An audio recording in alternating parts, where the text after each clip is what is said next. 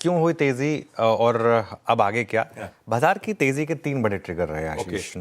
सबसे इंपॉर्टेंट था ट्रिगर था GST cut. GST cut trigger था, और जीएसटी कट और उसके साथ साथ जो आरबीआई का एक्शन था वो नंबर 1 ट्रिगर था। नंबर 2 ट्रिगर था Q2 का अर्निंग सीजन। देख लीजिए आप, रोज हम बात कर रहे हैं कि ज़्यादातर नंबर्स अच्छे हैं एक्सपेक्टेशंस के मुकाबले, या एक्सपेक्टेशंस को मीट कर रहे हैं। अब तक वो खराब नंबर हाउलर एक भी नहीं आया है, जो पिछले क्वार्टर में तो लगातार एक के बाद एक आ रहे थे। और सबसे बड़ा कारण, हर कोई बेरिश था, कोई पोजीशन नहीं था इस रैली के लिए। FIs 94% शॉर्ट पोजीशंस पर थे। देखिए, हमने एक व्यू लिया था जब वो इस पूरी जो कॉन्वर्सेशन का आपको ओपनिंग पॉइंट सुनाया गया था, हमने एक व्यू लिया था उस समय कि हम बॉटम नहीं पकड़ेंगे, लेकिन अगर एक बार मार्केट आपको सिग्नल दे देगा उसके बाद हम फिर उसमें एक लॉन्ग व्यू ले लेंगे।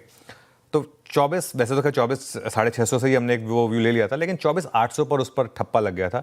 24,800 से हमने एक व्यू लिया कि अब 24,600 के नीचे की मंदी नहीं है और यहाँ से अब आप लॉन्ग रहिए। और 24,800 से सिर्फ एक व्यू लिया बाय एंड होल्ड का, और एक अगर आप कहें तो हर गिरावट पर बाइंग की भी सलाह थी। और लॉजिक के साथ आपको बताया था कि मार्केट में क्यों नया हाई लगना चाहिए, और अब मोर और लेस नया हाई लग चुका है। क्लोजिंग बेसिस पर तो हम अगर आप देखें तो वो जो जिस दिन हमने 26,270 हिट किया था, उस दिन के बाद से हम 26,000 के ऊपर कभी बंद नहीं हुए। तो क्लोजिंग बेसिस पर तो हम मोर और लेस आ चुके हैं।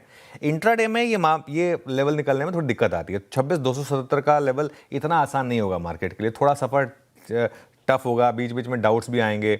वैसे आज सुबह जैसे गिफ्ट निफ्टी 90 पॉइंट डाउन दिखा रहा था, अब 44 पॉइंट नीचे आ गया। वैसे जो गिफ्ट निफ्टी में जो ट्रेड कर सकते हैं उनके पास तो एक बहुत शानदार अपॉर्चुनिटी होती है इस तरीके की। मुझे तो हैरानी नहीं होगी अगर ये 44 पॉइंट भी ना हो, और अगर हम उल्टा ग्रीन में खुल जाए तो। अब ये मामला 26,000 या 26,200 का नहीं है, वो तो अब हम आ गए हैं वहाँ पर, तो कोई बड़ी बात नहीं है। आपको यहाँ से ये सोचना है कि यहाँ से डाउन साइड कितनी है और यहाँ से अप साइड कितनी है।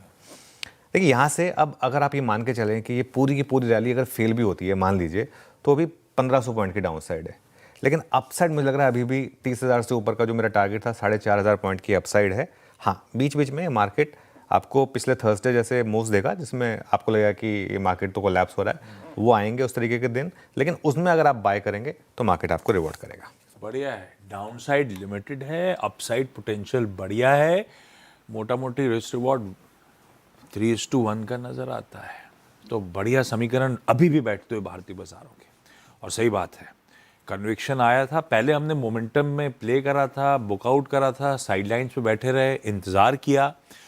जब मोमेंटम का कंफर्मेशन आ गया कि अब पलटेगा नहीं है बाजार, CNBC आवास पे हरियाली की चर्चा शुरू हो गई थी, और पूरा अक्टूबर सीरीज गजब के रिटर्न्स देखेगा ये मार्केट। और अब कई सारे क्या 3 सबसे प्रोमिनेंट रीजन से जो कई बार डिस्कस हुए थे, हाइंडसाइट में यही रीजन से भारतीय बाजारों में इस तरह के पावरफुल अप मूव्स के। पर ठीक है, कल का भी इस नई सीरीज का आगाज भी बढ़िया हुआ, अच्छा सेशन प्ले आउट हुआ। आज